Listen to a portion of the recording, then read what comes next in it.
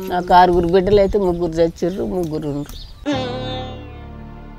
పాప ఎలా చనిపోయిందమ్మా? బిడ్డ ఎలా చనిపోయింది? ఒక పెద్ద ఆమె తమ్మం పడి చచ్చింది. స్తంభం తన పైన పడిపోయిందా? ఎందుకు అంటే వర్షాకాలం?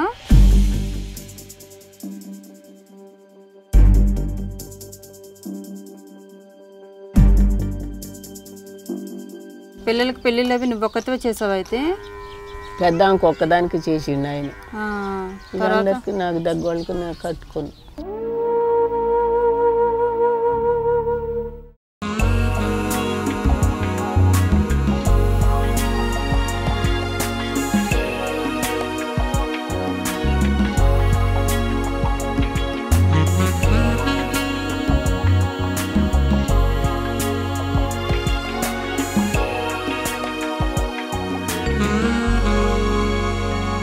అమ్మా నమస్తే, మీ పేరేంటమ్మా? అన్నపూర్ణ. అన్నపూర్ణ. ఈ ఇల్లు మీదేనా? సొంత ఇల్లేనా? మీరే కట్టుకున్నారా? మేమే కట్టుకున్నాం అమ్మ. మీ ఆయన మీరునా? ఆడికి పెద్ద బిడ్డ కరెంట్ తమ్మం పడి చచ్చిపోతే ఆడికి పోతే ఇల్లు అంతా కూలింది. కూలితే పొలం ఉంటే అమ్ముకొని కట్టుకున్నాం. అవునా? ఇంకా ఉందా పొలం మరి? లేదు, కొంచెం కూడా లేదా?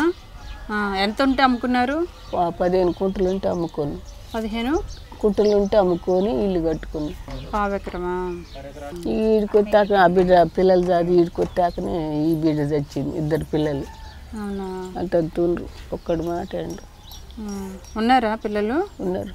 కొడుకులా? కొడుకులే, ఆమె కొడుకులే. మీకు మనవాళ్ళు. మనవాళ్ళ? నాకు 6 బిడ్డలు అయితే 3 చచ్చిర్రు, 3 ఉన్నారు. పాప ఎలా చనిపోయిందమ్మా? బిడ్డ ఎలా చనిపోయింది? ఏ బిడ్డలు? ఒక పెద్ద ఆమె తమ్మం పడి చచ్చింది. స్తంభం తన పైన పడిపోయిందా? ఎందుకు అంటే వర్షాకాలం? చెట్టు కొట్టిస్తుంటే ఆ తమ్మం ఆడుంటే ఏడుగుండి ఆడుండి చెట్టు కొట్టిస్తుంది. ఆ చెట్టు వచ్చి ఆ తమ్మం వచ్చి చెట్టు మీద పడితే తమ్మం వచ్చి ఏడబడ్డది. పెద్ద ఆమెకు 3 మగవాళ్ళు. ఇక ఆమె చచ్చిపోతే ఆమె పిల్లలు సాగటానికి పోయి ఆడికి పోయి 5 సంవత్సరాల నుంచి సారి 2 పెళ్లి చేసి వచ్చిన. ఇంటికి రాగానే ఇల్లు లేదని ఎవరు ఉన్నస్తారని ఇల్లు కట్టుకున్నాం. ఇల్లు కట్టుకున్నాక ఈ ఊరు ఆమె చచ్చింది. ఆమెకు 2 మగవాళ్ళు అట్లనే ఉండు.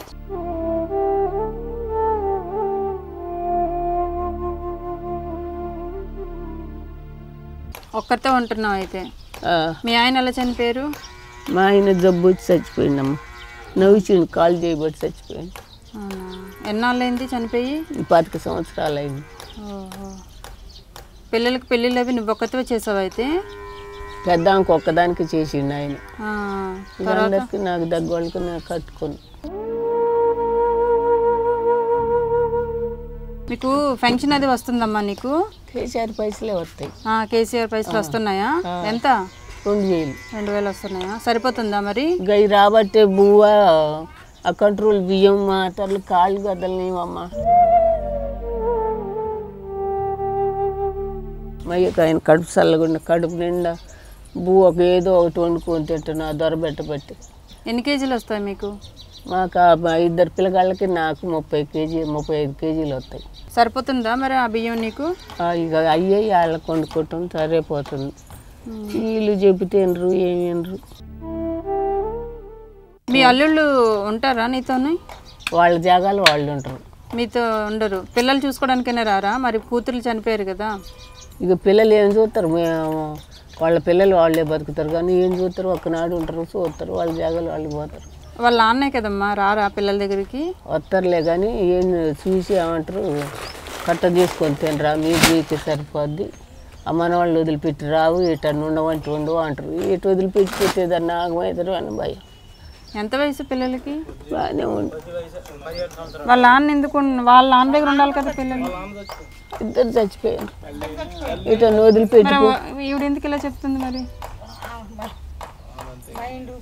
ఒకసారి ఇటు రమ్మా నువ్వు. చచ్చిపోయారు, 2 చచ్చిపోయారు. ఎవరెవరు చనిపోయారు? బిడ్డ మొగుడు బిడ్డ చచ్చిపోతే 2 పిల్లలు నామే సాటండి. మరి కొడుకు అదే అల్లుడు ఉన్నారు అని అంటుంది కదా. మైండ్ పని చేయడం ఒక్కోసారి. లేడు మల్లుడు అని చెబుతాను. ఈ కడమోళ్ళు ఉన్నారా అంటే కడవాళ్ళు 3 ఉన్నారు. వాళ్ళు ఎవరిల్లు వాళ్ళకి మేడం గారు. వదిలేయండి. అంటే ఇప్పుడు పిల్లలు ఉన్న వాళ్ళు పిల్లలు ఉన్న తండ్రి లేడండి. ఆమె సాత్తండి ఆ పిల్లగాళ్ళని కూడా. అవి వచ్చిన పింఛన అది ఇట్నే ఊళ్ళో ఎవరన్నా ఇట్లా మంచి సబ్బరు ఉంటే మైండ్ ఆ పిల్లగాళ్ళు చచ్చిపోయిన కాడి నుంచి మైండ్ పని చేయడానికి ఎమ్మటెమ్మటి పాటలోనే చచ్చిపోయారండి. 2 పిల్లలు కూడా ఆడపిల్లలు. ఒక ఆమె తమ్మం పడి చచ్చిపోయింది, ఒక అమ్మాయి అగస్తంగా చచ్చిపోయింది, ఇంకో పిల్ల అగస్తంగా చచ్చిపోయింది. 6 ఆడవాళ్ళు అయితే 3 ఉన్నారు, 3 చచ్చిపోయారు. సంవత్సరంలో చచ్చిపోయారు. మైండ్ పని చేయట్లేదు. అగో చూసారుగా ఇదంతా వాతావరణం. ఈ మైండ్ పని చేయరు. పొయ్యి మీద అన్నం వండుకోవటం కూడా తెలవదు. తల్లి లేని పిల్లగాళ్ళు తండ్రి లేని పిల్లగాళ్ళు ఉండి పెడితే తింటారు. ఎడబడితే ఆయన కూకుంటుంది. ఇక మైండ్ పని చేయదు.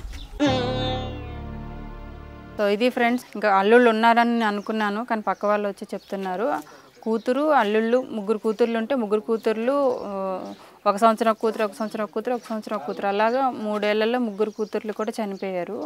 ఆ తండ్రి కూడా 3కి కూడా తండ్రి లేడు. వాళ్ళు కూడా అదే ఇయర్లో చనిపోవడం జరిగింది. సో వాళ్ళ పిల్లలు అంటే ఒక్క ఆమెకే కదా పిల్లలు ఉన్నారు. ఒక ఆమెకి పిల్లలు ఉంటే ఆ 2 పిల్లలు కూడా ఈమె సాకుతుంది. తన కూర్చున్న రీతిలో వండి పెట్టడం అట్లా అనమాట. ఈవిడ బిహేవియర్ ఏంటంటే మెంటల్గా డిసప్పాయింట్ అయిపోయింది కదా. సో ఒక్కొక్కసారి ఒక్కొక్కలా ఉండటం వల్ల ఆ పిల్లలు కూడా ఈవిడ ప్రవర్తన చేసి సరిగా మాట వినట్లేదు అని నేను అనుకుంటున్నాను అనమాట, నా ఐడియాలజీ ప్రకారం. సో ఈవిడ అంటే మర్చిపోవటం అది ఇది ఎట్లా అంటే కూతురు లేని బాధలో ఒక్కొక్కసారి పిల్లల మీద కూడా చూపిస్తూ ఉంటారు కదా డిప్రెషన్లో ఉండేటప్పుడు. సో నా మాట వినరు అంటుంది అనమాట. అంటే తనలో ఉన్న దీనివల్ల అట్లా అనిపించవచ్చు మేబీ. సో అదనమాట బామ్మగారి పరిస్థితి. మరి చిన్న పిల్లలు ఉన్నారు, ఆడుకోవడానికి వెళ్ళినట్టున్నారు వాళ్ళు. ఓకేనా, చిన్న పిల్లలేనంటే పక్క వాళ్ళు చెప్తున్నారు. సో మరి బామ్మకి మనం హెల్ప్ చేయడంలో తప్పలేదు కదా. సో అది మా అమ్మ, ఇగో నీకు పండగకి నేను బట్టలు తెచ్చాను. ఇంకమ్మా బాగుందా చీర? బాగుందా? కట్టుకుంటావా మరి?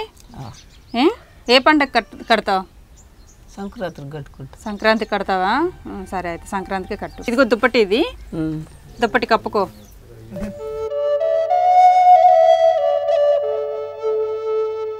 అందులో ఏమేమి ఉన్నాయి మామగారికి చెప్పండి. కందిపప్పు, మంచి నూనె, పేస్ట్, సబ్బులు, గోధుమ పిండి, పంచదార, కందిపప్పు, చింతపండు, అన్ని సరుకులు ఉన్నాయి. ప్యాకెట్ అన్ని పేస్ట్ మొత్తం ఉన్నాయి. ఇంట్లో వంట చేసుకోవడానికి అన్ని సామాన్లు. ఆ బియ్యం అమ్మా, అవి 10 కేజీల బియ్యం. బిస్కెట్లు. టీ తాగుతారా మీరు? బిస్కెట్ 4-5 సార్లు తాగుతాం. అన్ని సార్లు తాగకూడదు. అన్నం ఏం తింటారు? బుద్ధి కాదు.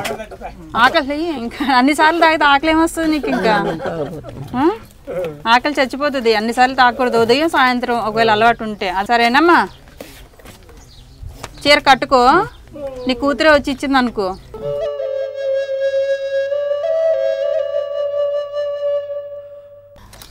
మా అంకుల్ మీరు ఇచ్చేయండి మీ చేత్తో. ఇగోండి ఖర్చులకి, అవి ఖర్చులకి డబ్బులు. సరేనమ్మా?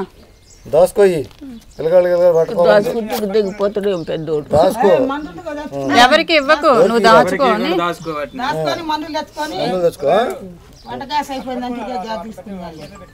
అమ్మ అన్నపూర్ణమ్మ సంతోషమేనా?